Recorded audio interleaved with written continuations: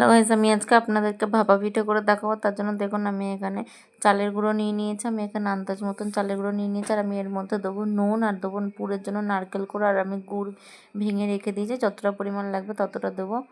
চলুন এবার আমি প্রথমে ভাপা পিঠে বানানোর জন্য, পুর বানানোর জন্য প্রথমে আমি কড়াই বসিয়ে দিয়েছি। কড়াইটা গরম হয়ে গেলে আমি এর মধ্যে জল দিয়ে দিয়েছি আন্দাজ মতন। এরপর আমি এর মধ্যে গুড়গুলো দিয়ে দিয়েছি। গুড়গুলো দিয়ে এবার আমি এটাকে ভালো করে জাল দেবো, যাতে আমার গুড়গুলো গলে যায়। দেখুন আমার গুড়গুলো প্রায় অনেকটাই গলে গেছে। এবার আমি এর মধ্যে ওই নারকেল কোড়াগুলো আমি দিয়ে দেবো। এই দেখুন গাইস, আমি নারকেল কোড়াগুলো দিয়ে দিয়েছি। দিয়ে আমি এবার এটাকে খুব ভালোভাবে একটা পাক দিয়ে নেবো। ওইটা পাক হতে হতে ততক্ষণ আমি এখানে চালের গুঁড়োর মধ্যে আন্দাজ মতন আমি নুন দিয়ে দিলাম।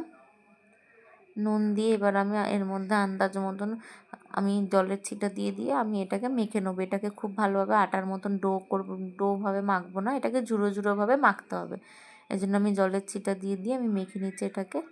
এই দেখুন গাইজ, আমার এটা পুরোপুরি মাখা হয়ে গেছে। আর এদিকে আমার নারকেলের পুরটাও আমার বানানো হয়ে গেছে। এবার আমি প্রথমে একটা হাতার মধ্যে আমি বড় একটা হাতার মধ্যে প্রথমে আমি চালের গুঁড়োটা দিয়ে দিলাম। দিয়ে এবার আমি এর মধ্যে একে একে নারকেলের পুরগুলো আমি দিয়ে দিচ্ছি প্রথমে। এবার এরকমভাবে সাজিয়ে সাজিয়ে দিয়ে দিচ্ছি। দিয়ে এবার আমি এর ওপরে আবার চালের গুঁড়ো দিয়ে ভালো করে একটুখানি চেপে দেবো, যাতে এটা না খুলে যায়।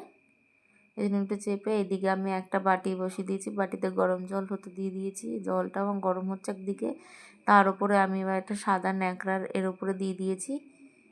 দিয়ে এবার আমি এর উপরে হাতাটা বসিয়ে এবার আমি ভাপা পিঠেটা বানিয়ে নেবো। বানিয়ে নিয়ে আমি আপনাদের দেখাচ্ছি। এই দেখুন গাইজ, আমি এটা বানিয়ে নিয়েছি। আপনারা চাইলে বাড়িতে এইভাবে খেয়ে দেখতে পারেন। আশা করি আপনাদের ভালো লাগবে রেসিপিটা, ভিডিওটা। আর আমার ভিডিওটা যদি ভালো লেগে থাকে অবশ্যই like, comment, share and subscribe করে দেবেন।